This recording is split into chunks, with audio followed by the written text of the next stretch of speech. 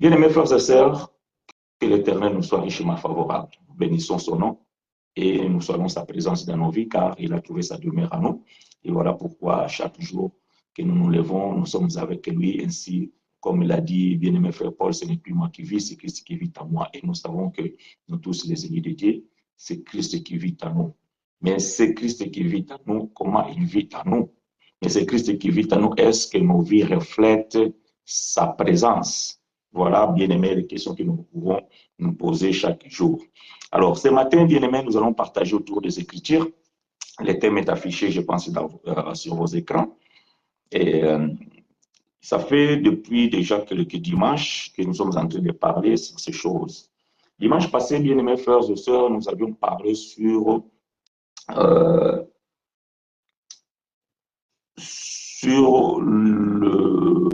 la prophétie de frère Joël. Et la question était est-ce que la prophétie de Joël donnait l'accès aux femmes plutôt de pouvoir et enseigner ou de devenir des ministres de la parole. Et nous avons compris et nous avons démontré par rapport à les Écritures quand la Bible dit que dans les derniers jours, je répandrai mon esprit sur toute chair. Vos filles, vos fils prophétiseront, vos gens auront des visions, et cela ainsi aux serviteurs et aux servantes. Nous avons expliqué toute chair selon Joël chapitre 2, verset 28 à 29. Là ne voudrait pas dire la chair physique. Voyez-vous, parce que nous avons compris que le jour de l'accomplissement de cette écriture ou de cette prophétie, selon le témoignage de bien-aimé frère Pierre, c'était le jour de la Pentecôte. Et frère Pierre, il avait confirmé que c'est ici ce qui annonçait le bien-aimé frère Joël, que dans les derniers jours, Dieu répandrait son esprit sur toute chair. Mais nous avons compris que ce jour-là, il y avait beaucoup du monde à Jérusalem, mais l'esprit n'est pas descendu sur tout le monde, alors que tous ceux qui étaient là avaient aussi de la chair. Et l'esprit n'a pas descendu non plus sur des animaux, en sachant que les animaux aussi ont de la chair. Alors, qu'est-ce que là voudrait dire toute chair? Nous avons expliqué que toute chair, selon la prophétie de Joël, c'était le 120 qui était dans la chambre haute. Voilà ce que l'esprit, lorsque l'esprit est venu, est descendu sur tous ceux-là qui étaient dans la chambre haute. Ils étaient au nombre de 120. Donc, nous voudrons expliquer et nous avons dit que toute chair, c'était le 120. Bon, la question qui se pose alors, nous, dans notre temps, est-ce que nous avons aussi la chair pour pouvoir recevoir le Saint-Esprit? Est-ce que nous avons aussi la chair pour pouvoir recevoir le Saint-Esprit? Qu'est-ce que là veut dire toute chair? Frère Chinois, si la chair, selon la prophétie, ce n'est pas la chair du corps humain, alors qu'est-ce que veut dire toute chair? Donc, ce matin, bien aimé, nous allons expliquer. D'ailleurs, nous posons une question. Pourquoi le Saint-Esprit n'agit pas dans ta vie? Voyez-vous, beaucoup de gens disent qu'ils sont des enfants de Dieu, mais ils ne vivent pas la manifestation du Saint-Esprit. Alors, nous pouvons nous poser aussi des questions. Est-ce que vous avez le Saint-Esprit en vous? Sachez-le bien aimé que tout enfant de Dieu a le Saint-Esprit en lui. Mais, écoutez-moi bien, mais, le Saint-Esprit n'agit pas. Voyez-vous? Donc, tout un enfant de Dieu, il a le Saint-Esprit en lui. Mais parmi les enfants de Dieu, il y en a ceux-là que le Saint-Esprit n'agit pas dans leur vie. Pourquoi? Voilà. Pourquoi le Saint-Esprit n'agit pas dans ta vie? Toi, tu te dis que tu es un enfant de Dieu, mais tu sens que tu n'as pas le contact avec ton Père. Tu sens que le Saint-Esprit ne te parle pas. Tu sens que le Saint-Esprit ne te montre pas des choses. Tu ne vis pas cette relation avec ton Dieu. Parce que, bien aimé, personne ne peut connaître l'homme si ce n'est que son esprit. De même aussi, personne ne peut connaître l'esprit de Dieu si ce n'est que l'esprit de Dieu. Donc, pour que l'homme puisse connaître ce qui est la pensée de Dieu, il faut que l'esprit de l'homme soit en contact avec l'esprit de Dieu. Or, cette relation entre l'esprit de l'homme et l'esprit de Dieu, c'est fait par le Saint-Esprit. Bon, quelqu'un va se poser la question, mais frère, il y a combien d'esprits? Parce que tu parles l'esprit de l'homme, l'esprit de Dieu et le Saint-Esprit. Voyez-vous, quand on parle de l'esprit, ce sont des termes interchangeables. J'aime bien ma fille. Ces derniers temps, elle est en train de se pencher sur la philosophie. Et souvent, dans la philosophie, donc, ils essayent de parler aussi de la religion, des choses comme ça. Et souvent, elle me pose des questions, on essaie de partager avec ma fille. Et elle m'a posé la question, quelle est la différence entre l'esprit et l'âme? Parce que dans certaines écritures, ou bien dans certains écrits, on voit que l'esprit et l'âme est confondu. Voyez-vous? Et parfois, nous parlons du cœur. Parfois, nous parlons de la pensée. Voyez-vous, bien aimé, ce sont des termes interchangeables. Ce qui est très important, c'est de pouvoir comprendre le contexte du texte ou le contexte dont la personne est en train de parler. Voyez-vous? Parce que quand on parle, par exemple, que le mal est dans le cœur de l'homme, ce n'est pas le cœur l'organe. Donc, ça veut dire que ce n'est pas que si on ouvre ton corps, on sort ton cœur, et nous allons comprendre que dans ton cœur, nous allons voir la prostitution, nous allons voir la calomnie, nous allons voir la jalousie, et nous allons pouvoir voir ces choses dans ton cœur. Non. Donc, les chirurgiens qui font les opérations, qui remplacent parfois le cœur, si vous les posez la question, oh professeur, dites-moi, dans le cœur de cet homme, quand vous l'avez ouvert, est-ce que vous avez trouvé quoi? Ils vont vous dire du sang, du muscle, de la graisse, voyez-vous, mais ils ne peuvent pas vous dire autre chose. Mais comment les chirurgiens ne peuvent pas vous dire ce qui est dans le cœur de l'homme, alors que la Bible dit, Seigneur Jésus lui-même confirme que c'est dans le cœur de l'homme qui naissent toutes mauvaises pensées. Donc, si nous ouvrons le cœur, donc nous devons pouvoir voir les mauvaises pensées. Non. Donc, quand on parle du cœur, ce n'est pas l'organe. Est-ce que vous me comprenez? Voilà, ce n'est pas l'organe. De même aussi, quand on parle de l'esprit, donc nous pouvons parler de l'esprit comme donc, la troisième dimension humaine, voyez-vous, la troisième dimension humaine. Ah, frère chinois, c'est encore des choses de dimension. Oui, ça veut dire que dimension, ne les prenez pas dans d'autres sens. Donc, quand je parle de la dimension ici, parce que frère Paul nous apprend que l'homme, il est tripartite. Donc, ça veut dire qu'il est composé en trois parts. Le corps, âme et esprit. Voilà. Donc, l'esprit que nous parlons ici, donc, c'est le troisième. Donc, la troisième dimension de l'homme, c'est l'esprit de l'homme. Maintenant, cet esprit de l'homme, donc, il a besoin d'être activé. Donc, il a besoin d'être activé ou bien motivé ou bien scellé pour qu'il puisse maintenant rentrer en contact avec le Dieu, le Seigneur. Voilà. Donc, c'est là que nous sommes en train de dire ici que, donc, le cœur de l'homme ou l'homme en soi, il a besoin que son esprit soit activé par le Saint-Esprit. Mais c'est ce que nous sommes en train d'expliquer ce matin. Mais pourquoi un enfant de Dieu ne vit pas cette relation avec le Père? Ah, mais moi, je ne sais pas. Je n'ai jamais entendu la voix de Dieu. Je ne vois pas. Dieu ne me parle pas. Mais est-ce que je suis enfant de Dieu? Voilà la question que quelqu'un peut se poser. Pourquoi l'Esprit, pourquoi le Saint-Esprit n'agit pas dans ta vie? Ah, certains y pensent que, parce que ça, d'ailleurs, vous allez comprendre la plupart, hein, beaucoup, parce que moi, c'est des questions que je reçois très souvent. Mais bien aimé, il y a une sœur, une fois, qui m'a posé la question, il m'a dit, mais frère chinois, moi, je ne sais pas, je me pose la question si je suis baptisé du Saint-Esprit. Et je lui ai posé la question, qu'est-ce qui te fait dire ça ou pourquoi tu penses cela? Oui, parce que je n'ai jamais parlé en langue. Pourquoi tu associes recevoir le Saint-Esprit et parler en langue? Ah, c'est les enseignements qu'ils ont reçus, ou bien que beaucoup d'entre nous, nous avions reçus aussi quand nous étions dans le système religieux, que les signes de la réception du Saint-Esprit, il faut que tu parles en langue. Et si tu n'as pas parlé en langue, tu n'as pas reçu le Saint-Esprit. Eh, bien aimé, écoutez-moi bien. C'est faux et archi faux. Voyez-vous, c'est faux et archi faux. Parce que vous allez comprendre une chose, bien aimé. Le Saint-Esprit ne donne pas que le don de parler en langue. Le Saint-Esprit donne aussi le don de guérison. Le Saint-Esprit donne aussi le don de discernement. Il donne aussi le don de foi.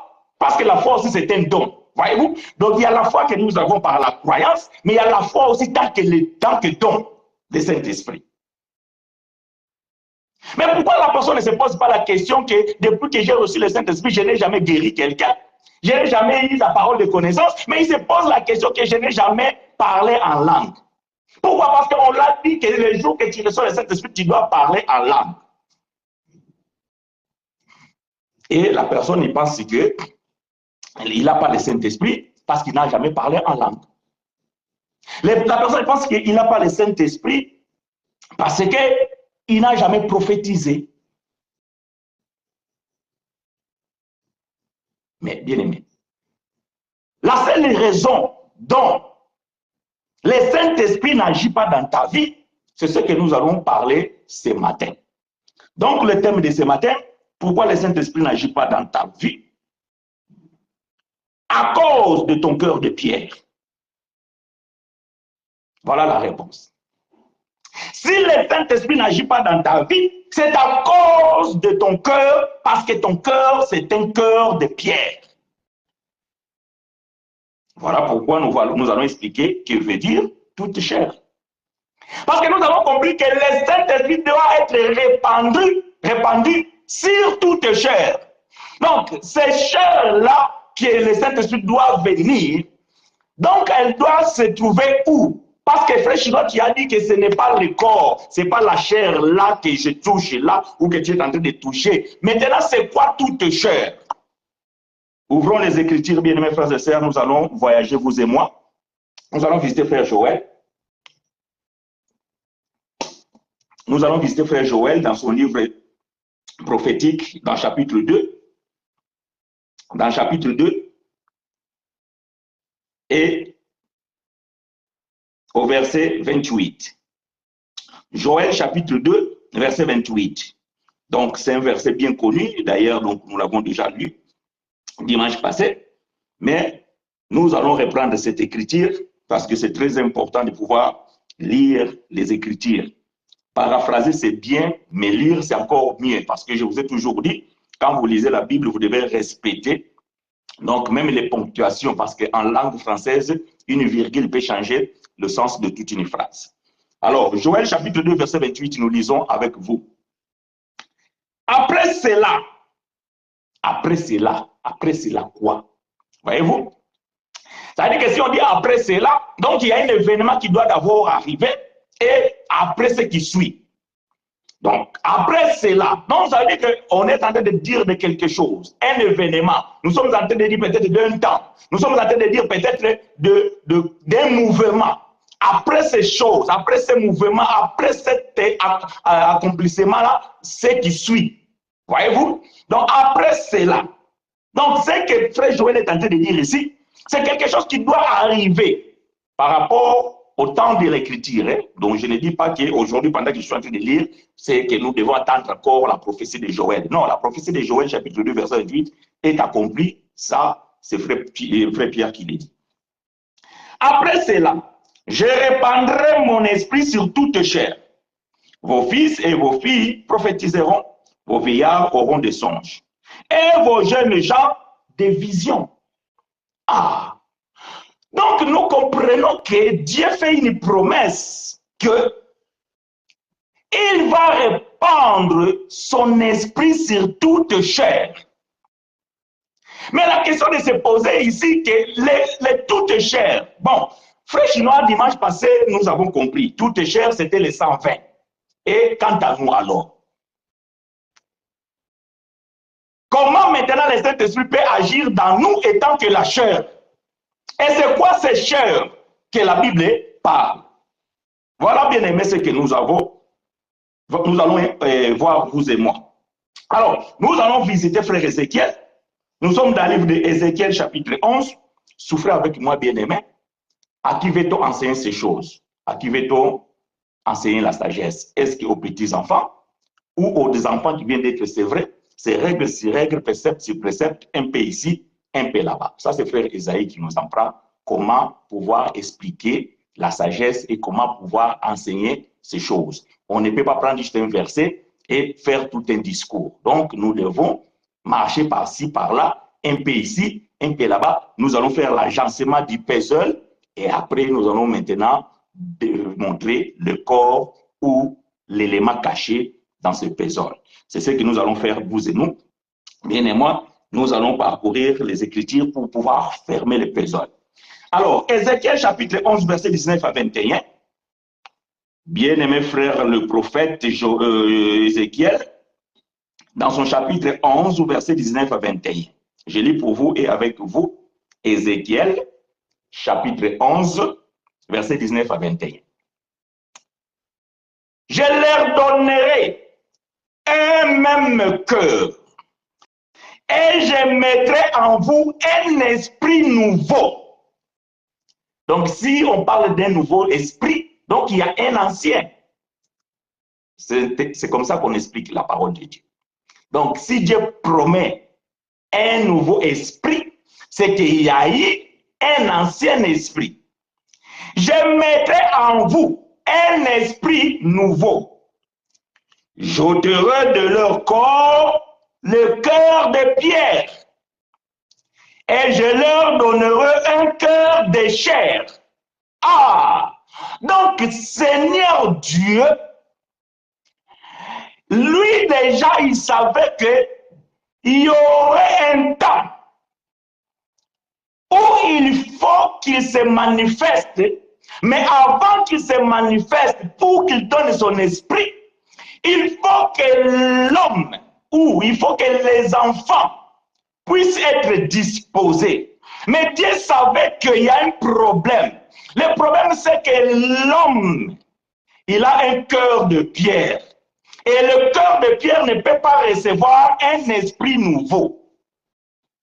J'espère que je me fais comprendre. Et le cœur de pierre ne peut pas recevoir un esprit nouveau. Pour que le cœur de pierre reçoive un esprit nouveau, il faut que Dieu ôte le cœur de pierre et qu'il donne le cœur de chair. J'aime ça.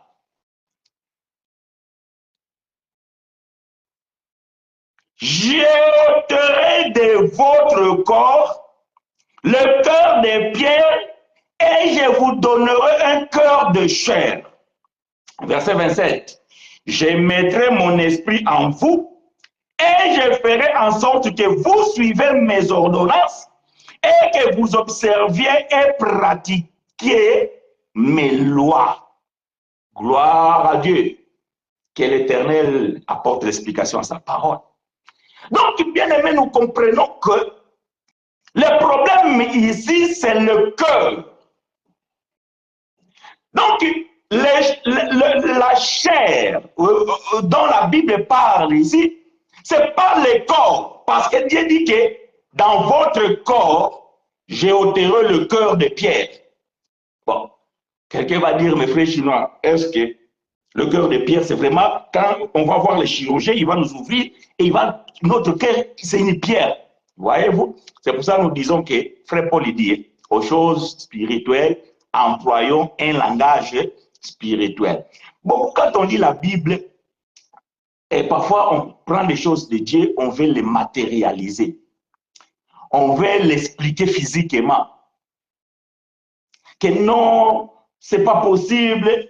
Mais comment un homme peut avoir le cœur de pierre et continuer à vivre? Si le cœur est en pierre, il doit mourir. Non, bien-aimé, on ne parle pas ici des choses physiques. On est en train de dire, on est en train de parler des choses spirituelles. Voilà pourquoi la Bible a un langage. Et lorsque vous lisez la Bible, vous devez aussi avoir, ou vous devez comprendre le langage céleste. Parce que la Bible ne se parle pas avec le langage des hommes. Il faut avoir le langage de Dieu pour pouvoir parler la Bible. Voilà pourquoi la Bible de Jésus dit que les paroles dont je vous donne, ou bien les paroles dont je vous parle, sont esprit et vie. Ça veut dire que si dans la parole il n'y a pas l'esprit, donc cette parole ne peut pas donner la vie. Quand vous interprétez la Bible littérairement, donc vous ne pouvez pas donner la vie parce que vous êtes en train d'interpréter la lettre. Et la Bible déclare, la lettre tue. Voyez-vous, donc si vous voulez comprendre ces choses selon la lettre, vous allez mourir. Parce que vous allez dire, mais attends, comment un homme peut avoir le cœur de pierre? Et Dieu, maintenant, il dit, non, il va mettre un cœur de chair. Mais moi, mon cœur, les chirurgiens, les gens qui m'ont fait l'opération, ils ont dit que c'est la chair, ils n'ont pas dit que c'était la pierre. Maintenant, est-ce que c'est... Voyez-vous? Donc là, c'est l'humain. Et Frère Jacques dit que ça, c'est une sagesse humaine, par conséquent, plutôt humaine terrestre, par conséquent, diabolique. Voyez-vous? Donc, bien aimé, le cœur que la Bible parle ici, ce n'est pas ton organe. Voyez-vous? Ce n'est pas ton organe. Voilà pourquoi, dans mon préambule, je vous ai dit que ce sont des mots ou bien des termes interchangeables. Ça veut dire quoi? Ça veut dire que quand vous parlez le cœur, vous pouvez l'interpréter comme un organe, mais le cœur peut aussi interpréter la pensée, peut aussi interpréter l'esprit aussi, et peut aussi interpréter l'âme. Tout dépend du contexte du texte ou du contexte de ce que la personne est en train d'aborder. Ézéchiel chapitre 36. Ézéchiel chapitre 36, versets 25 à 27. Aidez-moi à écrire ces choses, bien, mes frères et sœurs. Ézéchiel, toujours. Nous allons maintenant dans le chapitre 36, versets 25 à 27. Donc, c'est tout simplement Dieu répète dans la bouche du prophète déjà ce qu'il a commencé dans le chapitre 11. Mais il y a quelques détails supplémentaires que nous allons encore voir ici avec frère Ézéchiel dans son chapitre 36. Je lis pour vous et avec vous. Je répandrai sur vous une eau pure et vous serez purifiés. Je vous purifierai de toutes vos souillures et de toutes vos idoles.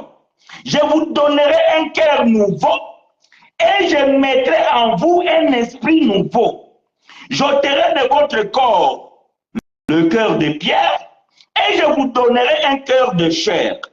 Je mettrai mon esprit en vous et je ferai en sorte que vous suivez mes ordonnances et que vous observiez et vous pratiquiez mes lois.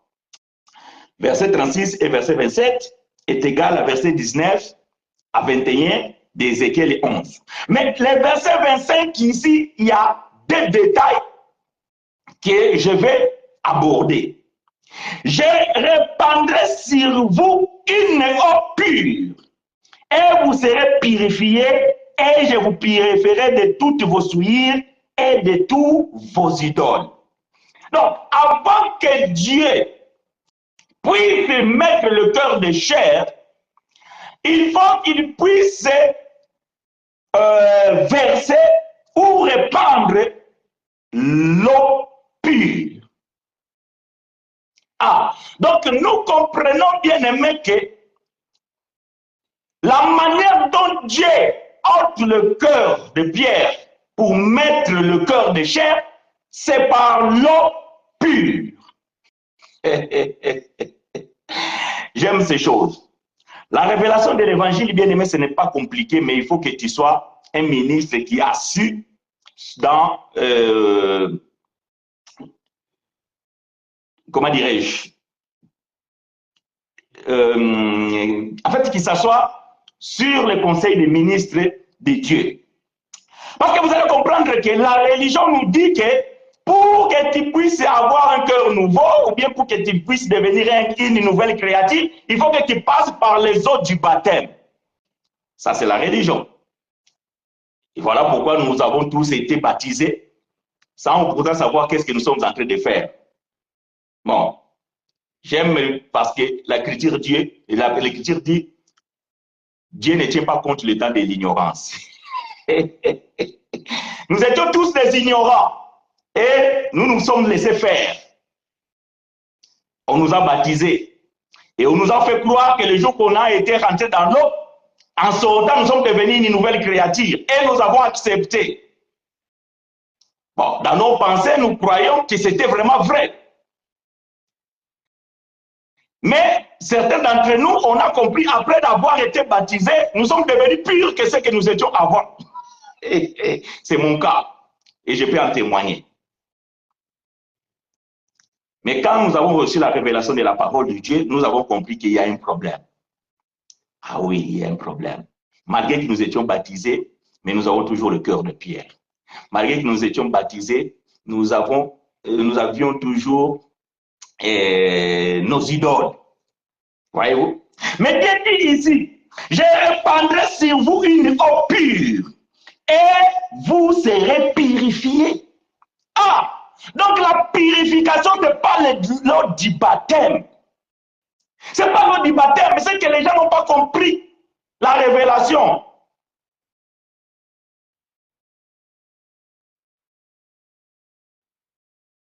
On va dire que ceci s'agit du haut du baptême, baptême d'eau. Et oui, selon la religion. Mais nous allons voir c'est quoi l'eau pure.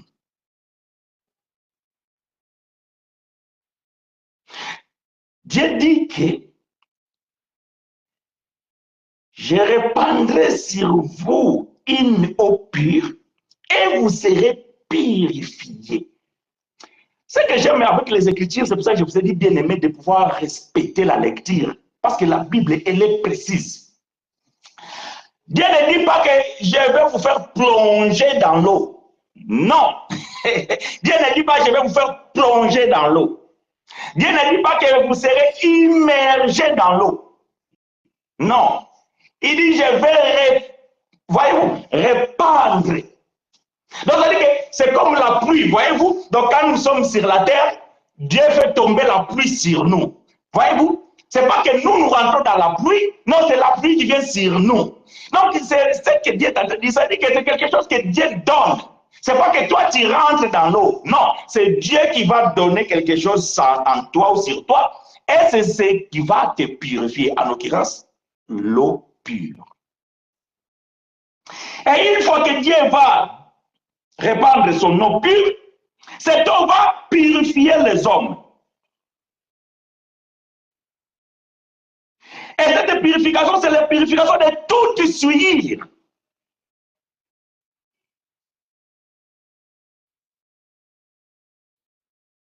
Vous comprenez? Sœur Mireille, diminue le volume de ton téléphone parce que ça me fait les retours, s'il te plaît. Est-ce que vous comprenez?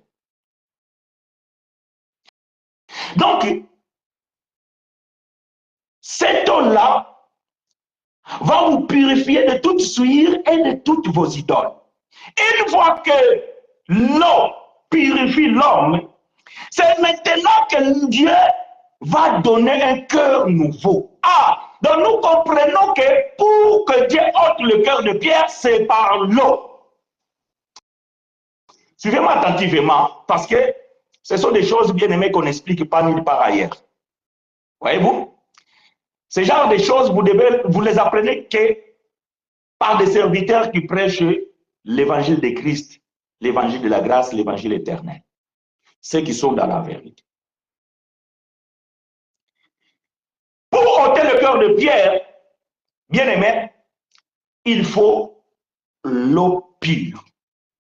C'est l'eau pure qui ôte le cœur de pierre ou le vieux cœur et il donne un cœur nouveau. Je vous donnerai un cœur nouveau et je mettrai en vous un esprit nouveau. Ah, donc nous comprenons que l'esprit ne peut pas venir si le cœur de l'homme n'a pas subi la transformation. Si le cœur de l'homme n'a pas été changé. Le problème, bien aimé, c'est ton cœur. Le problème qu'on a aujourd'hui avec les enfants de Dieu, c'est le cœur. Bien aimé, le fait d'aller dans une assemblée, entre guillemets, une église, cela ne veut pas dire ou cela ne fait pas de toi un enfant de Dieu. Le fait, bien aimé, de fréquenter une assemblée quelconque, Cela ne veut pas dire que tu es converti. Voyez-vous? Cela ne veut pas dire que tu es converti. Oh, certainement, tu as converti tes pieds. Parce que tes pieds, avant, on les trouvait dans les boîtes de nuit. Maintenant, on ne te trouve plus dans les boîtes de nuit, on te trouve maintenant dans des assemblées. Tu as tout simplement converti tes pieds des boîtes de nuit à l'ensemble. Mais le problème, ce n'est pas tes pieds, bien-aimés. Non, le problème, ce n'est pas tes pieds. Le problème, c'est ton cœur. Le problème se trouve dans ton cœur. C'est que ton cœur n'a pas été transformé. Voilà pourquoi tu ne vis pas la manifestation du Saint-Esprit. Voilà pourquoi ta relation avec le Père n'est pas stable. Parce que la relation avec le Père, ce n'est pas avec tes pieds, c'est avec ton cœur. Oh, attention, je suis en train de répéter, je ne parle pas le cœur étant qu'organe. Je ne parle pas le cœur étant qu'organe, non. Et vous allez voir dans les assemblées, il y en a plein, mais plein qui sont là avec un cœur de pierre. Avec un cœur de pierre. Mais pourquoi le cœur de ces gens-là ne se transforme pas? Pourquoi le cœur de ces gens-là ne change pas? C'est parce qu'ils ne reçoivent pas de l'eau pure.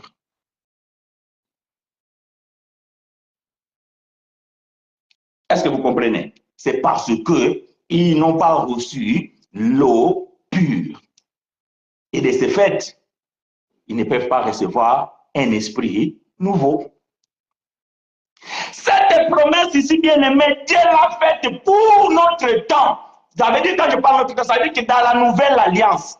Parce que ce que Dieu est en train de dire ici, c'est quelque chose qui devait venir dans le temps à venir. Ce n'est pas dans leur temps. Voilà pourquoi les verbes sont conjugués dans le futur. Je répandrai, je donnerai. Est-ce que vous comprenez? Quand Dieu parlait par la bouche des prophètes, c'est des choses qui devaient arriver. Donc, l'état était fixé pour que ces choses arrivent. Est-ce que quelqu'un me reçoit? Donc, l'état était fixé pour que ces choses arrivent.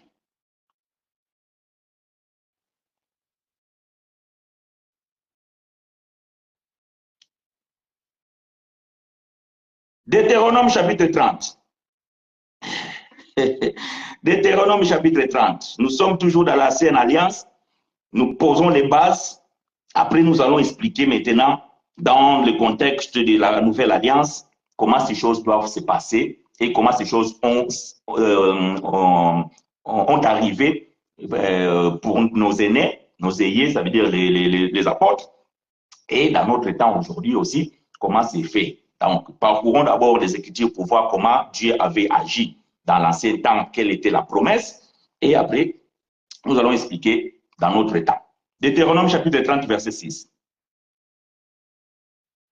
Deutéronome chapitre 30, verset 6.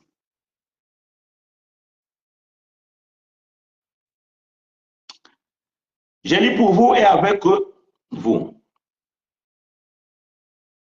L'Éternel, ton Dieu, circoncira ton cœur et le cœur de ta postérité, et tu aimeras l'Éternel ton Dieu de tout ton cœur et de toute ton âme, afin que tu vives. Je répète, Deutéronome chapitre 30, verset 6 dit ceci. L'Éternel ton Dieu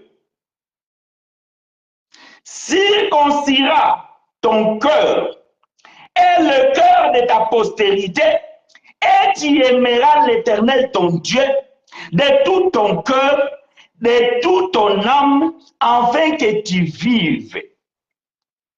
Ah! Donc Dieu dit que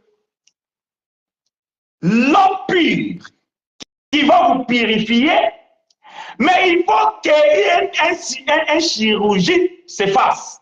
Donc il faut qu'il y ait une opération.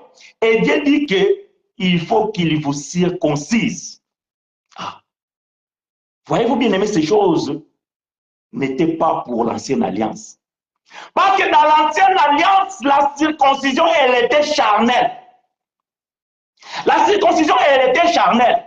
Dieu avait fait l'alliance avec Abraham en lui disant que tout mal qui est né dans ta maison, ou acheté au prix ou acheté à un prix, il doit être circoncis. Et vous savez qu'est-ce que cela veut dire, la circoncision? C'est l'acte de couper les prépuces dans l'organe génitaux d'un mâle. Mais Dieu savait que ça, c'était l'ombre. Alors Dieu fait une promesse. Il dit que l'Éternel, ton Dieu, circoncira ton cœur et le cœur de ta postérité, et tu aimeras. Donc, Israël n'aimait pas Dieu. D'Israël n'aimait pas l'Éternel. Parce qu'avec la loi, on ne peut pas aimer Dieu. Parce qu'on ne peut pas observer toute la loi. Et Dieu le savait. Voilà pourquoi Dieu fait une promesse. Il dit que pour que tu m'aimes, il faut que je circoncise ton cœur. Donc Dieu fait le diagnostic que le problème de l'homme, ce n'est pas les jambes, ce n'est pas la tête, ce n'est pas ses yeux, c'est son cœur. C'est le cœur. Le problème, c'est le cœur. C'est que le cœur doit être circoncis. Donc il sait que le cœur doit être changé. Donc il sait que le cœur doit être purifié. Mais Dieu dit que je te donnerai une eau pure. C'est avec de l'eau pure qu'on purifiera le cœur de l'homme. Et cet acte se fait par la circoncision du cœur. J'aime ces choses. Jérémie 31-33. Nous sommes en train de parcourir la Bible, nous sommes en train de rassembler les puzzles. Après, nous allons, bien aimé, faire sortir ce qui se cache dans ces puzzles. Jérémie chapitre 31, verset 33 dit ceci, vous le connaissez, vous le savez. Mais voici l'alliance que je ferai. Donc, Dieu avait déjà fait une alliance avec le peuple d'Israël, mais Dieu fait encore une promesse. Dieu fait encore une promesse. Parce que quand vous regardez dans Ézéchiel chapitre 11 ou bien Ézéchiel chapitre 36, verset 21 du chapitre 11 dit que « Mais pour ceux dont le cœur se plaît à leur idole et à leur abomination, je ferai retomber leurs œuvres sur leur tête. » Non, ce n'est pas ce verset que je voulais. Ézéchiel 36, verset 27, oui. Je mettrai mon esprit en vous et je ferai en sorte que vous suivez mes ordonnances et que vous observez et pratiquiez mes lois. Donc, le souhait de Dieu, c'était que Israël ne pouvait pas obéir à la loi ni aux ordonnances. Voilà pourquoi il avait besoin de changer le cœur. Maintenant, Jérémie 31-33 va faire une autre promesse. Mais voici l'alliance que je ferai avec la maison d'Israël. Après ces jours-là, donc il y a un jour, après ces jours-là, dit l'Éternel, je mettrai ma loi au-dedans d'eux. Au-dedans d'eux, ça dit que dans le cœur, comprenez. Je l'écrirai dans leur cœur et je serai leur Dieu et ils seront mon peuple. Donc l'Éternel dit dans Deutéronome 30, verset 6, l'Éternel ton Dieu circoncira ton cœur et le cœur de ta postérité et tu aimeras l'Éternel.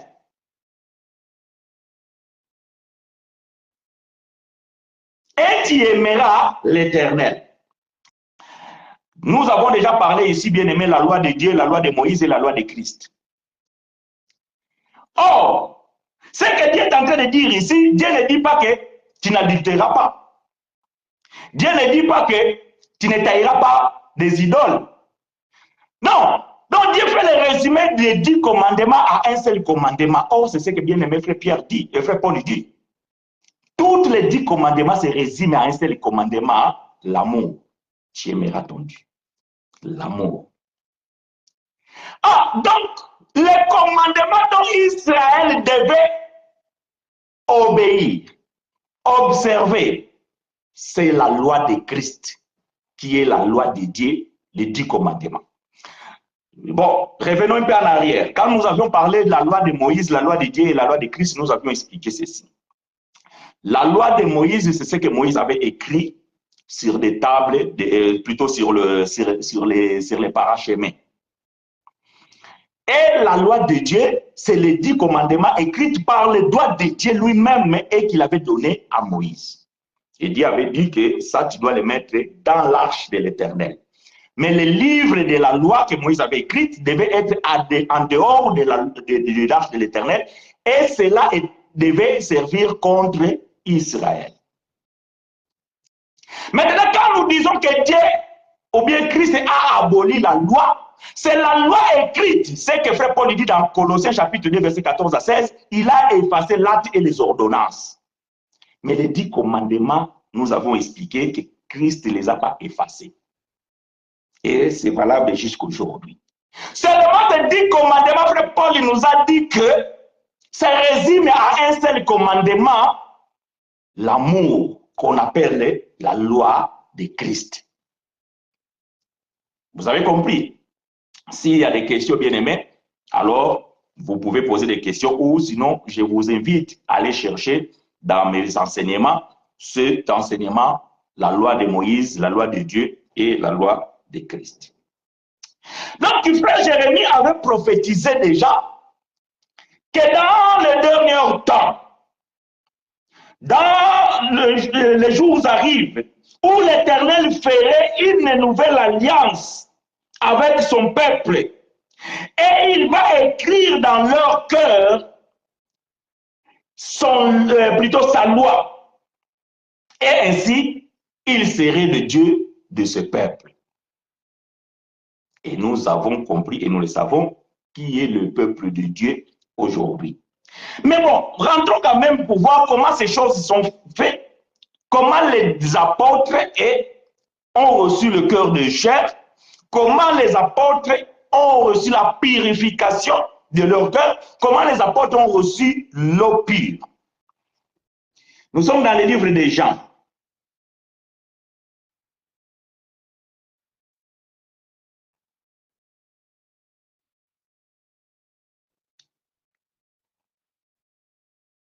Jean, chapitre 15, verset 3. Jean, chapitre 15, verset 3.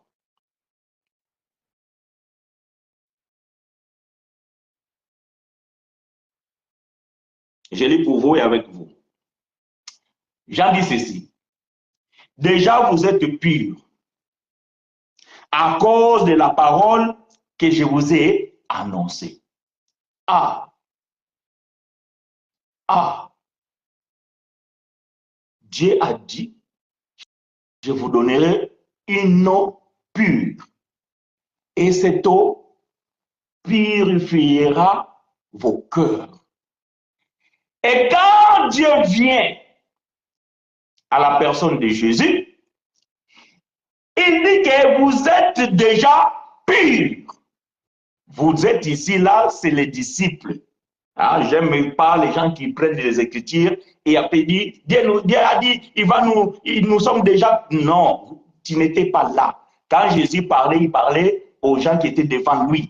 Voyez-vous, donc il faut d'abord attribuer la parole à ceux dont ils étaient là. Ils ont reçu cette parole. Jésus dit à ses disciples, déjà vous êtes purs à cause de la parole que je vous ai annoncée. Oh, donc la parole, c'est l'eau pure.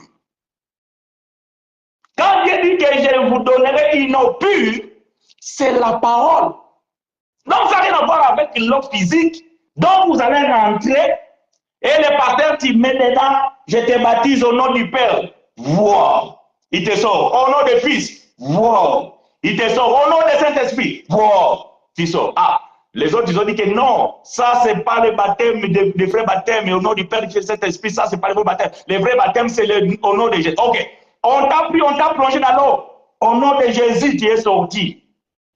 Tout cela, bien-aimé, c'est faux. C'est faux. L'eau qui purifie, c'est la parole. C'est l'eau de la parole. C'est la parole. Jésus dit à ses disciples que vous êtes déjà purs parce que je vous ai plongé dans l'eau du baptême. Non. Non et non. Jésus n'a pas dit ça. Ah non, Jésus n'a pas dit ça. Parce que Jean-Baptiste plongeait les gens dans l'eau. Mais ces gens-là, ils sortaient pareil. Ces gens-là, ils sortaient pareil. Ils n'étaient pas purifiés. Ils sortaient pareil. Et Jésus, étant que grand prophète, il savait que cette eau-là ne peut pas purifier. Même les disciples, ils étaient aussi baptisés par Jean. Ils étaient aussi baptisés par Jean. Mais Jésus, il dit que ce n'est pas Jean qui vous a purifié. Vous êtes purifiés à cause de la parole que je vous ai enseignée. Jean chapitre 17, versets 14 à 19. Jean chapitre 17, versets 14 à 19. Je lis pour vous et avec vous.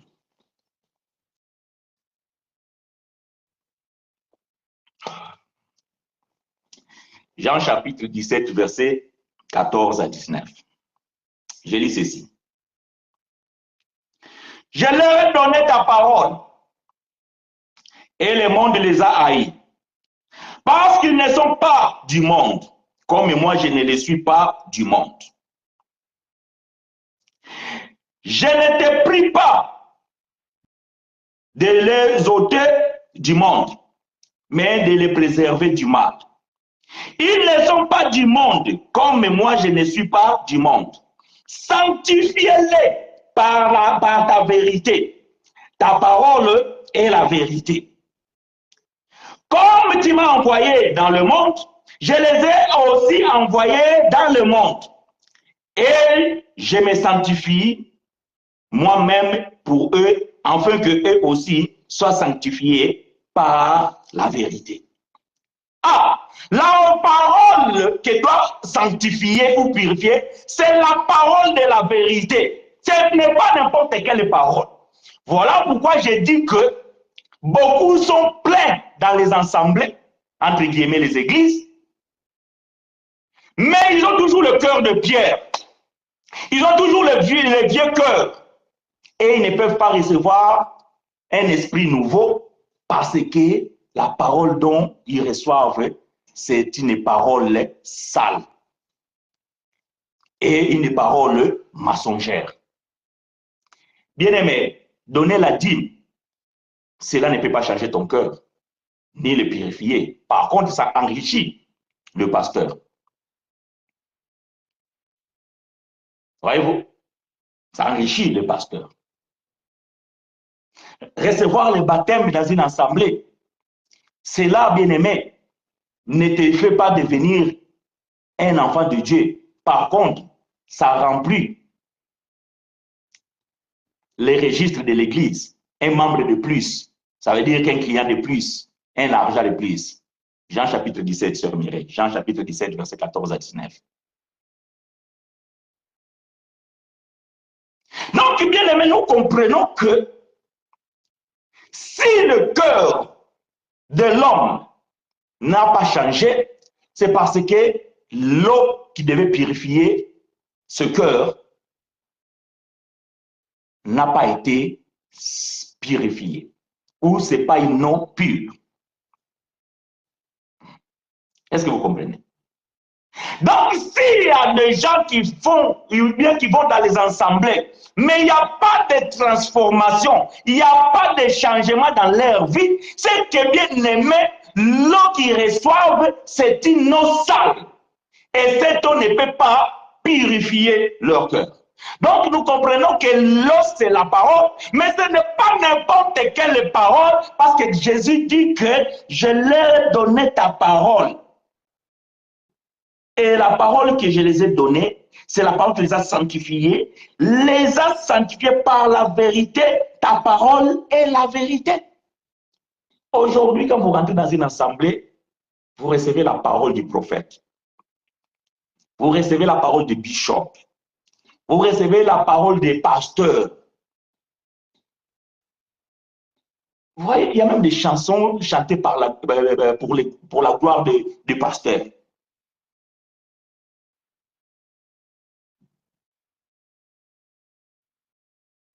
Vos pasteurs, ils ont inventé des doctrines qui sortent d'un monde ailleurs. Et vous attendez quoi? Vous attendez quoi? Qu'il y ait des changements parmi vous? Zéro. Zéro parce que, bien aimé, le cœur de Dieu, pour qu'il soit ôté, il faut qu'il y ait une eau pure. Et pour qu'il y ait une eau pure, il faut qu'il y ait une circoncision du cœur.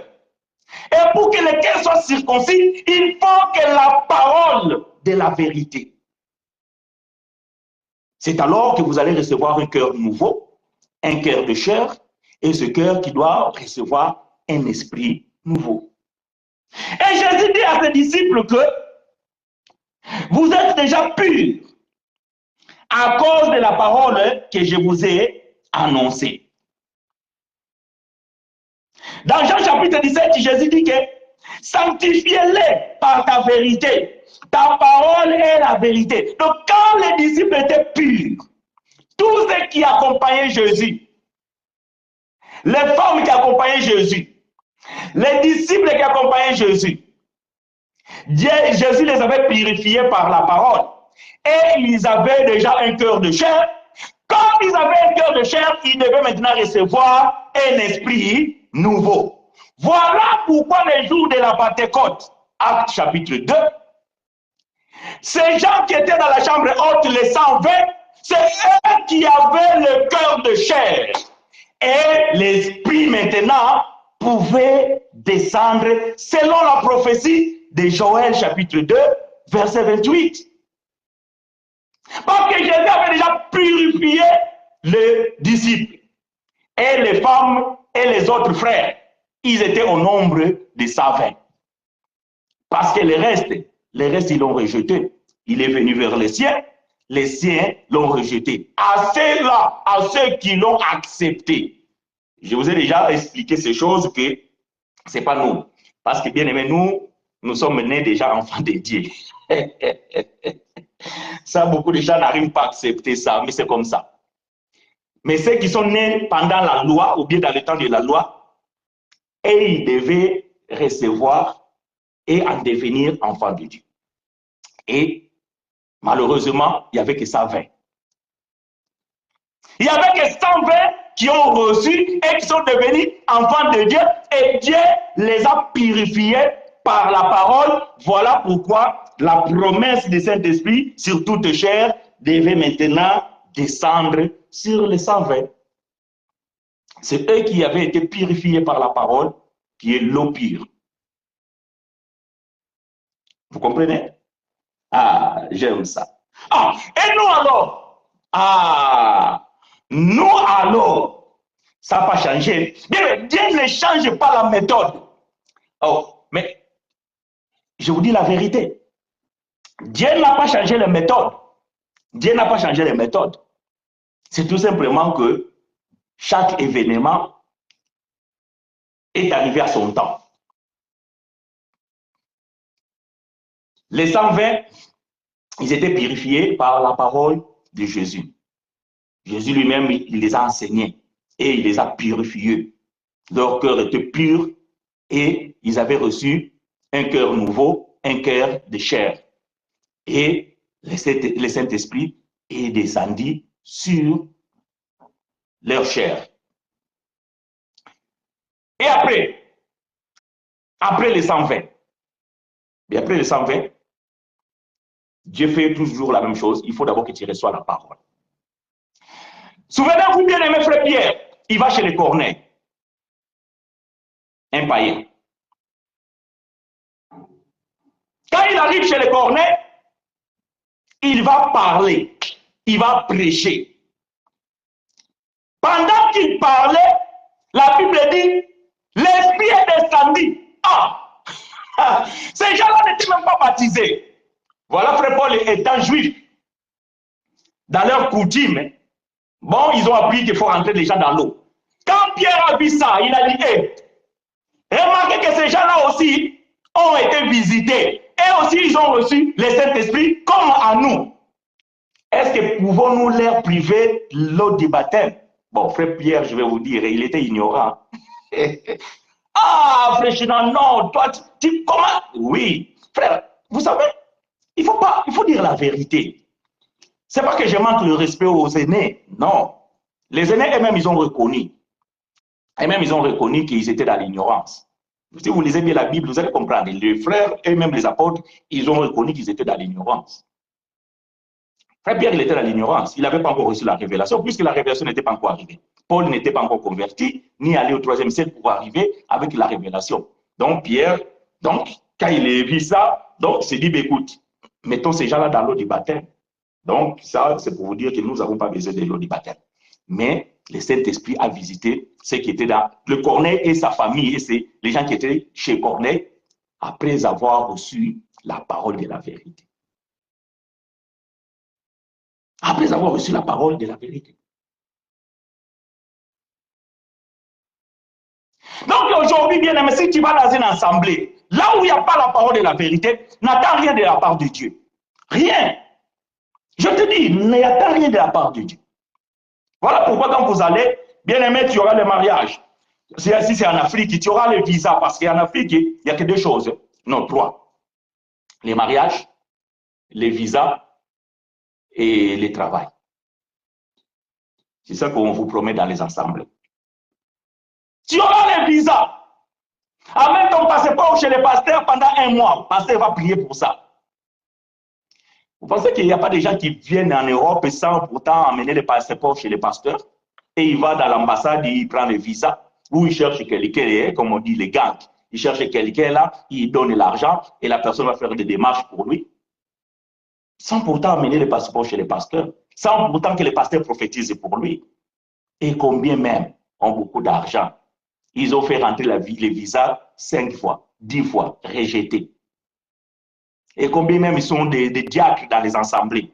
Combien même sont des protocoles, des chantres? Refusés 3 fois, 4 fois, 5 fois, refusés. Ce genre d'évangile, bien aimé, l'évangile de prospérité, ne peut pas purifier vos cœurs. Et vous ne pouvez pas être scellés du Saint-Esprit. 2 Corinthiens chapitre 3, versets 1 à 3. 2 Corinthiens chapitre 3, versets 1 à 3.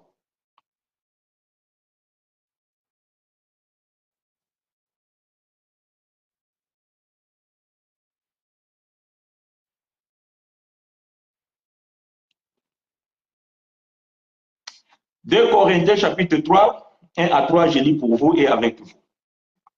Dit frère Paul, commençons-nous de nouveau à nous recommander nous-mêmes ou avons-nous besoin, comme quelques-uns, les lettres de recommandation auprès de vous ou de votre part?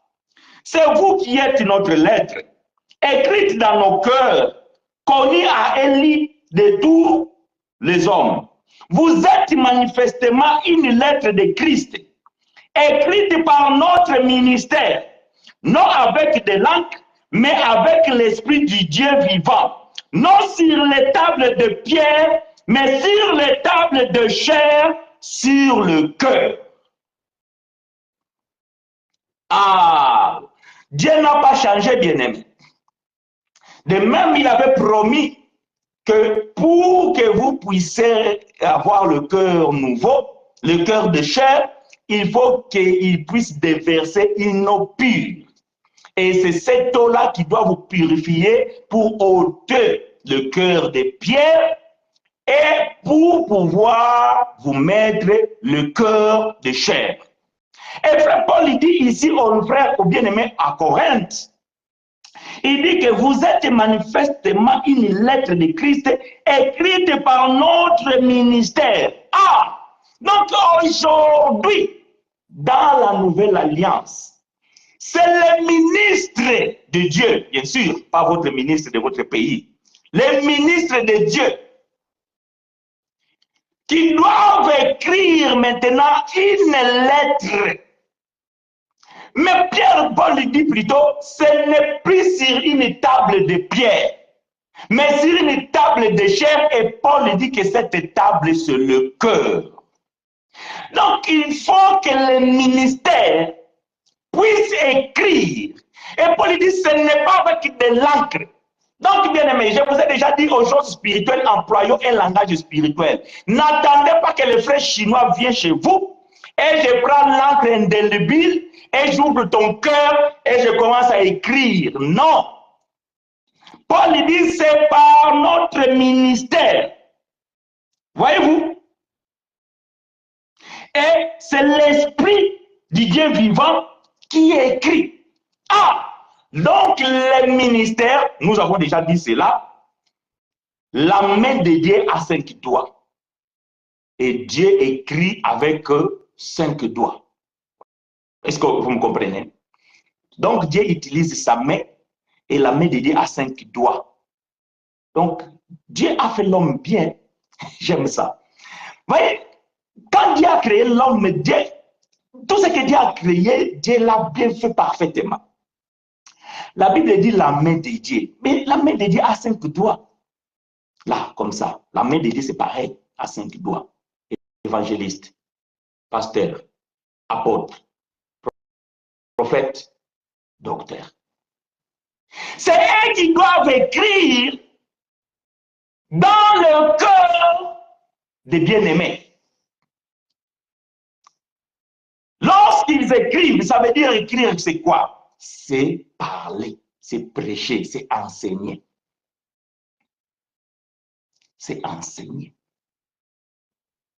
Mais ce n'est pas n'importe quel ministre. Voyez-vous, ce n'est pas n'importe quel ministre. Et ce n'est pas n'importe quelle parole. J'ai dit, vous êtes déjà purifiés, puisque je vous ai enseigné ma parole. Vous êtes purifiés par ma parole. Jésus a dit à ses disciples que je vous ai sanctifiés par la vérité.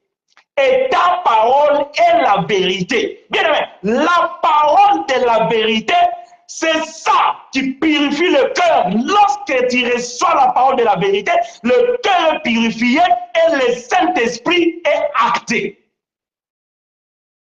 Dieu ne ment pas. Il a promis dans le livre d'Ézéchiel, il a promis dans le livre de Joël, je donnerai un cœur nouveau. Je laverai avec un eau pure. Donc aujourd'hui, bien-aimé, si tu ne vis pas l'agissement du Saint-Esprit dans ton cœur ou dans ta vie, les problèmes se trouvent dans ton cœur. Tu es l'enfant de Dieu. Ça, on n'en discute pas. Il y a des gens qui se posent des questions. Je ne sais pas, moi, il y a un frère là, qu'on partage avec. Parfois, il me dit, mes frères, je me pose toujours la question si je suis enfant de Dieu. Je dis, mais comment tu peux te poser ce genre de questions? Je ne sais pas, frère. Parfois, j'ai des doutes. Parfois, je vois comme si, en fait, c'est mes pensées, quoi. La personne n'a pas l'assurance. Pourquoi? Il y a un problème. C'est quoi le problème? Attends, je vais chercher une écriture. Romains chapitre 8. Romains chapitre 8. Nous allons revenir. Je suis en train d'atterrir. comme disent les autres. Romains chapitre 8. J'ai cherché une écriture. Parfois, c'est compliqué. Verset 16. Romains chapitre 8, verset 16. Écoutez ce que frère Paul dit. L'Esprit lui-même rend témoignage à notre esprit que nous sommes enfants de Dieu. Ah! Quand quelqu'un a des doutes, quand quelqu'un se pose des questions, si vraiment il est l'enfant de Dieu, c'est parce qu'il n'a jamais reçu le témoignage du Saint-Esprit. Il n'a jamais reçu le témoignage du Saint-Esprit. Parce que Paul dit que l'Esprit lui-même rend témoignage à notre esprit que nous sommes enfants de Dieu. Mais pourquoi toi tu n'arrives pas à comprendre que tu es un enfant de Dieu? Parce que tu n'as jamais entendu la voix de l'Esprit. Donc, le problème c'est quoi? C'est que ton cœur est encore c'est encore un cœur de pierre. Tu n'as jamais reçu une eau pure. Ton cœur est souillé, plein de saleté. Voilà pourquoi il y a que, parce que pourquoi tu doutes? Parce que tu as encore l'envie de fornication, tu as encore l'envie d'ivrognerie, tu as encore l'envie de prostitution, tu as encore l'envie de voler, tu as encore envie des excès de table. Donc, du coup, ton cœur souillé, rempli de toutes ces saletés, te met en doute. Ça te met en doute et tu te poses des questions. Mais si vraiment je suis enfant de Dieu, pourquoi j'ai toujours envie de fornication? Si je suis enfant de Dieu, pourquoi j'ai toujours envie de voler? Donc du coup, tu te poses des questions. C'est parce que ton cœur est encore souillé. Ton cœur n'a pas encore été purifié. Mes frères chinois, moi j'étais baptisé. Ah, c'est ça, c'est là où il y a le problème. Le problème, c'est vraiment le baptême. Voyez-vous, le problème, c'est vraiment le baptême. Parce que le baptême t'a fait croire qu'en rentrant dans l'eau, tu es devenu enfant de Dieu. Mais le problème, ce n'est pas ton corps, le problème, c'est ton cœur. Ton problème, c'est quand tu es rentré dans l'eau, est-ce que ton cœur a pris de l'eau? Non! Mais ton corps a pris de l'eau, mais ton corps bien-aimé. D'ailleurs, quand on t'a plongé dans l'eau, on ne t'a pas mis les savons. Ils t'ont même pas mis les gants pour te gratter. Donc, tu es sorti avec ta suire. Donc, si tu avais l'huile de moteur de voiture, quand tu es rentré dans cette eau, quand tu es sorti, si tu regardais, tu avais encore toujours l'huile. Et si l'huile ne part pas avec l'eau, et vous pensez vraiment la suire du cœur, ça va partir dans l'eau. Mensonge. Le problème, ce n'est pas ton corps, le problème, c'est le cœur. Mais le cœur, la Bible nous apprend que c'est la parole qui purifie. Mais quelle parole? La parole de la vérité. Oh, frère Chinois, mais tous les dimanches, moi, je suis dans l'église. J'écoute, je note même les versets que les paroles que le pasteur donne. Et oui. Et le problème, c'est que ton pasteur, il vous donne les versets qui ça l'arrange. Il prêche pour son propre ventre. Il ne vous a jamais donné la parole de la vérité. Voilà pourquoi vous ne pouvez pas abandonner les mauvais caractères. Parce qu'il ne vous enseigne pas la parole de la grâce. Parce que Frère Paul dit, la grâce de Dieu nous enseigne à renoncer aux convoitises mondaines. Mais votre pasteur, il vous enseigne que la loi de Moïse, il faut donner la dîme. Il faut aller chercher Dieu dans les manguenguengue. Il faut vous faire baptiser. Il faut faire retraite de 21 jours. Nous allons prier pour demander le baptême du Saint-Esprit. Tout ça, c'est la loi mosaïque. Tout ça, c'est la loi mosaïque. Et vous attendez quoi? Après avoir écouté ce genre de paroles, vous attendez quoi? Oh, il faut bâtir l'autel. Il faut amener les sacrifices dans ton autel. Abraham, il avait amené son Isaac. Toi aussi, tu dois amener ton Isaac. Mais ils vous disent, ce n'est pas qu'Abraham est rentré avec Isaac. Vous, votre sacrifice doit rester dans l'église. Mais non, Abraham est rentré avec Isaac. Et vous venez avec les sacrifices. Mais votre sacrifice reste là-bas. Ça, tout ça là, ça ne peut pas vous changer. Tout ça là, c'est la loi de Moïse. Voyez-vous, tout ça, c'est la loi de Moïse. Éphésiens chapitre 1. C'est là où je vais mettre point virgule. Si vous avez des questions, frère, commencez à poser vos questions. parce que je vais mettre point virgule. Éphésiens chapitre 1, verset 13 à 14. Éphésiens chapitre 1, verset 13 à 14. Voilà là où il y a le problème. Le problème se situe ici. Vous ne vivez pas la puissance de Dieu dans votre vie. Vous ne vivez pas la main de Dieu dans votre vie. Vous en doutez encore de votre appartenance à Dieu. L'Esprit ne vous témoigne pas que vous êtes enfant de Dieu parce que vos cœurs, parce que ton cœur est encore souillé. Alors, frère Paul dit ceci, Éphésiens chapitre 1, verset 13 à 14. En lui, vous aussi, les frères d'Éphèse, comme c'est la doctrine, c'est valable aussi pour nous. En lui, vous aussi, après avoir entendu la parole de la vérité, j'aime ça. Voyez-vous, à qui veut-on enseigner ces choses? À qui veut-on donner les leçons? À qui veut-on enseigner la sagesse? Ces règles, préceptes, ces préceptes, un peu ici, un peu. Bien aimé, les versets bibliques sont des sœurs et ils se complètent. Tous, il faut dans le même sens. L'eau, le cœur, la vérité. Paul ne dit pas après avoir écouté la parole du pasteur chinois. Paul ne dit pas après avoir écouté la parole du docteur Alain. Paul ne dit pas après avoir écouté la parole du prophète Jean. Non.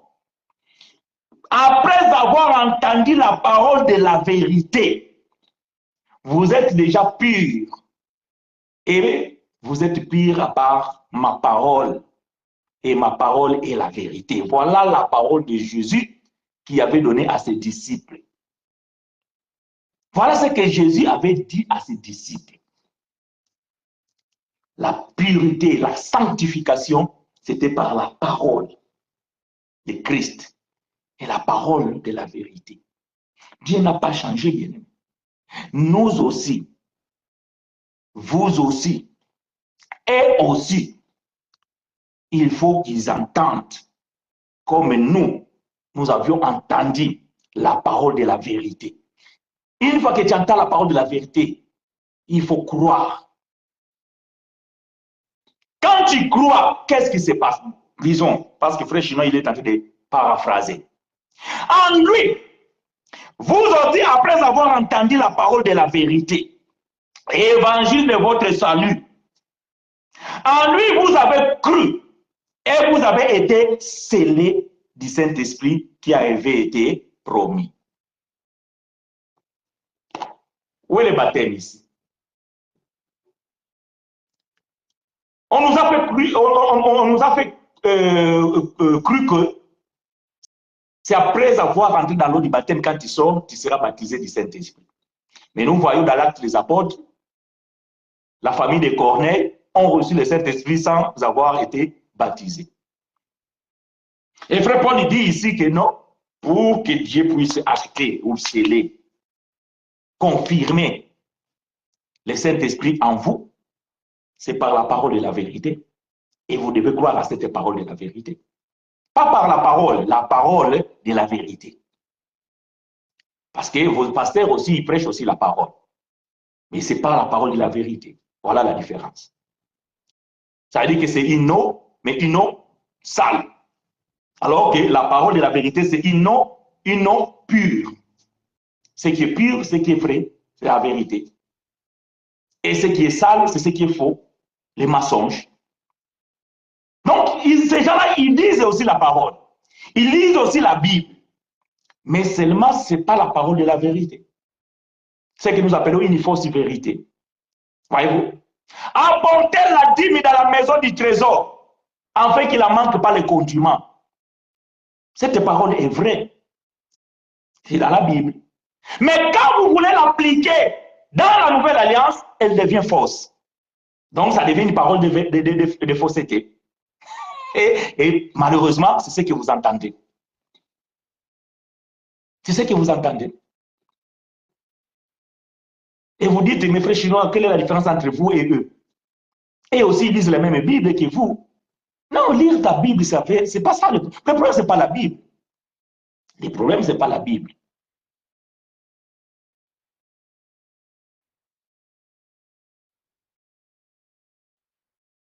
Vous avez compris? Donc, bien-aimés frères,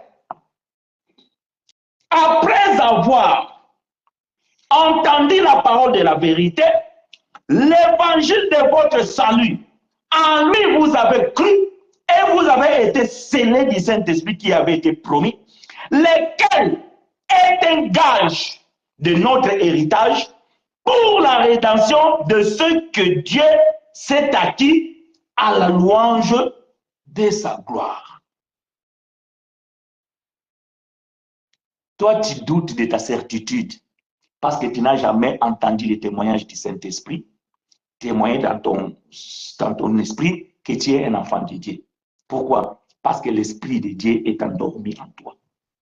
L'Esprit de Dieu est entristé en toi. Pourquoi? Parce que ton cœur est plein de souillure.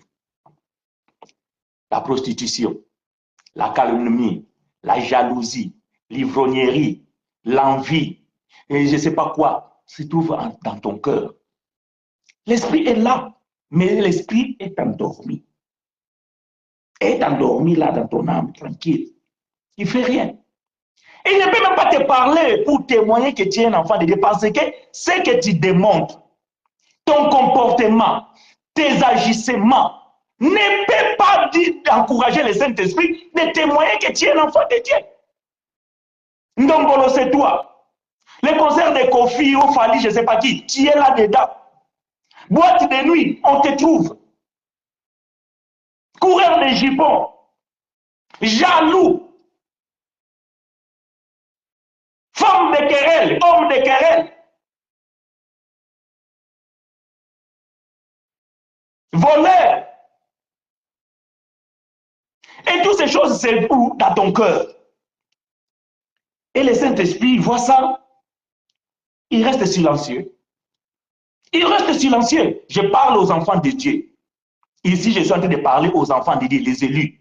Parce qu'il y a beaucoup d'élus de Dieu et beaucoup d'enfants de Dieu qui n'ont pas encore vécu la transformation. Qui n'ont pas encore vécu la transformation. Et ils ne savent pas quelle est leur position. Parce que le Saint-Esprit ne les a jamais témoignés. Et le Saint-Esprit ne peut pas vous témoigner parce qu'il ne trouve rien motivant en toi. Parce que ton cœur n'est pas encore circoncis, n'a pas encore reçu l'épée des doubles tranchants pour pouvoir rentrer dans le cœur et aller séparer l'âme et l'esprit. Voilà pourquoi tu es encore conduit par le désir charnel.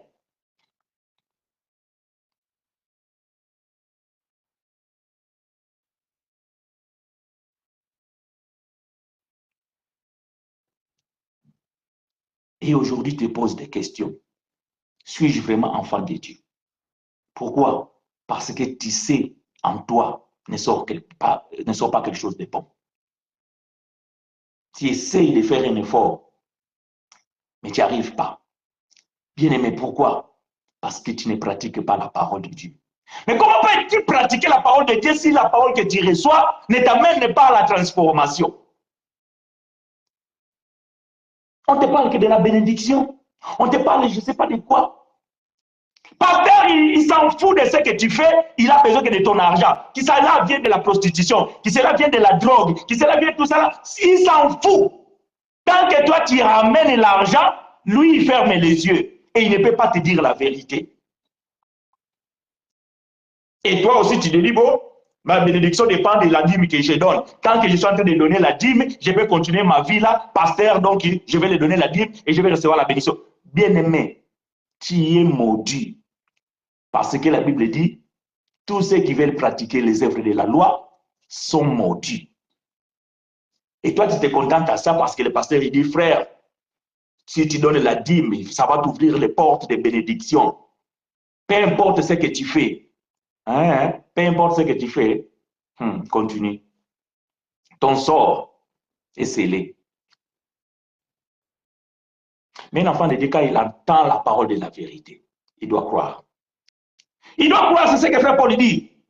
Après avoir entendu la parole de la vérité, l'évangile de votre salut. Oh, il y a les évangiles qui se donnent là-bas, ce n'est pas l'évangile du salut.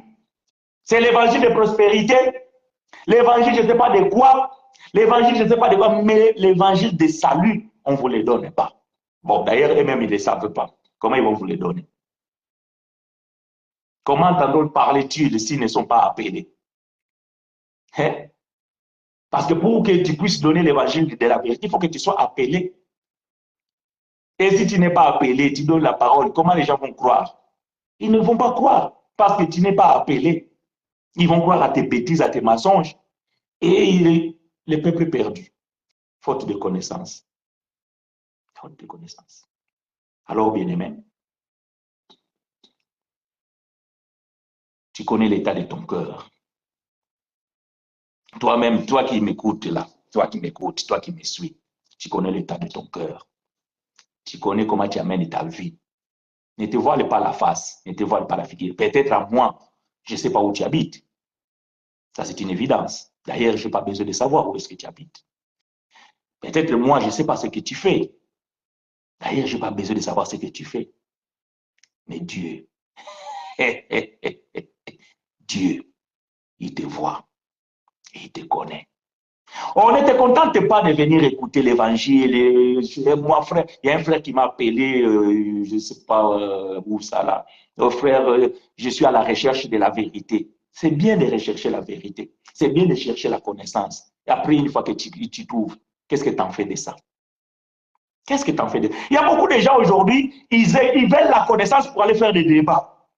Voyez-vous, ils veulent connaître des choses pour aller faire des débats. Et une fois qu'il connaît 2, 3, 4 versets, elle va là quelque part, là, il va faire des débats. Frère, la dîme, c'est pas dans la Bible. La dîme, c'est pas d'actualité. La dîme, c'est pas d'actualité. Regarde, cela, bien aimé, ne sert à rien. Ok, tu connais que la dîme, c'est pas d'actualité. Maintenant, tu vas aller faire débat avec. Mais est-ce que ta vie, elle peut être un enseignant?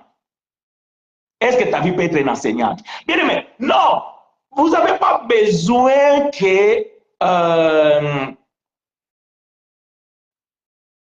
Frère Chinois vienne toujours ici prêcher. Non, vous avez aussi besoin de voir Frère Chinois dans la rue et me voir bien habillé, propre, respectueux. Vous avez aussi besoin de savoir là où je travaille, quel est mon langage quand je parle avec les gens. Est-ce que je suis respectueux? Non, vous avez aussi besoin de voir que non, quand je suis dans ma vie, dans ma famille, avec ma femme, avec mes enfants, que je suis un homme modèle pour ma femme, que je suis un père modèle pour mes enfants. Ça aussi, c'est un enseignement que les gens qui me côtoient et qui me connaissent voient et ils reçoivent. Pas tout simplement, nos frères chinois, ils parlent bien. Frère chinois, il connaît. Frère chinois, il a la révélation. Oui, ça, c'est pas un problème. Est-ce que moi-même que je connais cet enseignement, moi-même que je connais la révélation, est-ce que je suis exemplaire? Est-ce que je suis modèle? Est-ce que les gens qui sont autour de moi, ils peuvent s'identifier à moi? Dire que non, quand je vois frère chinois, j'ai envie de devenir comme lui. Ah, toi-même, tu sais. Toi-même, tu sais, toi qui me suis. Toi-même, tu sais. Tu as envie de disparaître. Tu ne vas pas disparaître. Là, si tu sors, je vais voir que tu es sorti. Ah, il y a un qui vient de sortir. Je vois quand quelqu'un sort, je vois il sort. Ah, parce que vous ne supportez pas la vérité. Non, les Français, ils vous ont menti. Ils ont dit que non. La vérité, quoi? La vérité, ils disent quoi? La vérité fait mal. C'est quoi l'expression? Bon, j'ai oublié. Mais bien aimé, la vérité affranchit. Vous connaîtrez la vérité et la vérité vous affranchira. La vérité ne peut pas te faire mal. La vérité ne peut pas te faire mal. Vous connaîtrez la vérité affranchit. Si la vérité te fait mal, c'est qu'il y a un début de transformation dans ta vie. Maintenant, il faut accepter. Mais sinon, la vérité, après avoir te fait mal, ça doit te affranchir. Alors, chacun de nous connaît l'état de son cœur. Mais nous avons déversé encore une fois l'eau pure. Médite. Oublie tout ce que j'ai dit depuis le début. Garde juste les 10 dernières minutes de cet enseignement, là où j'ai exhorté. Et prends cette écriture, ou bien prends plutôt cette parole. Mets en pratique.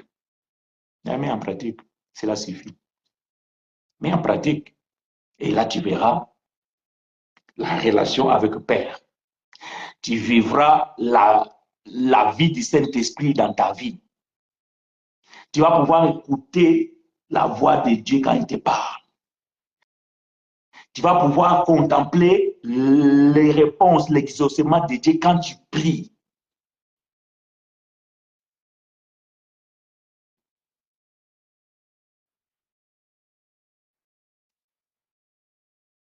En dehors, avec ton cœur sale, souillé, Dieu ne peut pas exaucer ta prière. Dieu ne peut pas exaucer ta prière. Et vous accusez les pasteurs, vous accusez les apôtres, oh non, et tout ça. Non, bien aimé. Le problème, ce n'est pas eux, c'est vous. Vous acceptez tout, vous donnez les oreilles partout. Vous examinez rien. Bien aimé, il ne faut jamais rejeter tout. Même ceux que vous pensez peut-être qui ne sont pas dans la vérité, essayez de les écouter. Peut-être il y a des bonnes choses. Parce que Dieu fait grâce. Nous aussi, bien-aimés, nous étions dans la fausseté. Nous étions dans la religion. On a aussi prêché n'importe quoi. Ce qu'on avait appris de nos pères. Mais quand le temps est venu, Dieu nous a délivrés. Dieu nous a sauvés de la religion. Donc, ce n'est pas parce que quelqu'un prêche la dîme, peut-être c'est un ignorant. C'est tout simplement parce qu'il n'a pas encore reçu la révélation. Il répète ce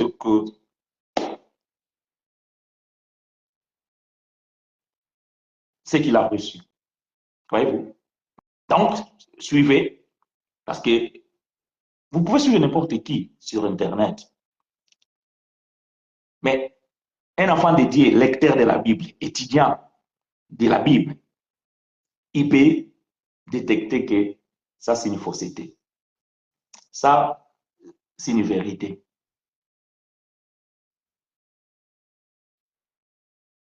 Et quand tu n'es pas un étudiant de la Bible, quand tu ne connais pas, alors c'est facile d'être ballotté. Voilà pourquoi parfois, je ne condamne pas ceux qui disent que non, il ne faut pas suivre n'importe qui sur Internet, tout ça. Ils ont aussi raison. Mais bon, moi, je dis tout simplement, un enfant de Dieu authentique qui connaît la parole, il ne se laissera pas. Il analyse, il examine, il regarde, il compare. Il ne suffit pas de lire la Bible. Il faut aussi que l'explication donnée doit être exacte.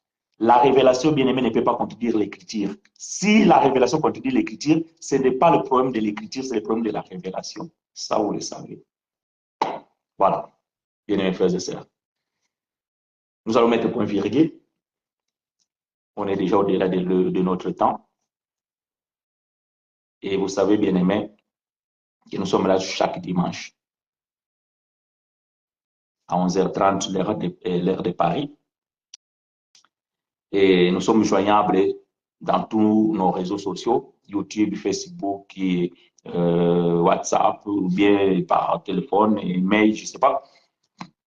Vous pouvez toujours nous contacter. Vous pouvez continuer à poser vos questions. Et